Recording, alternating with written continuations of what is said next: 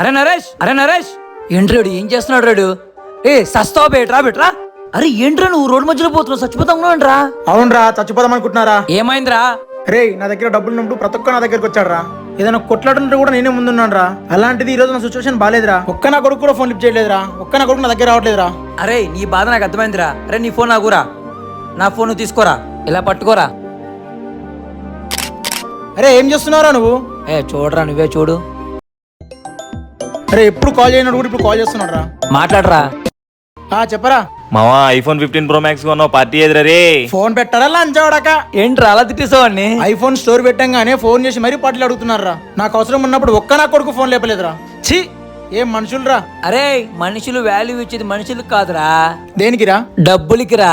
అర్థమైందా? నిజమేరా మామ, నాకు ఇప్పుడు అర్థం. పైసాయే పరమాత్మ.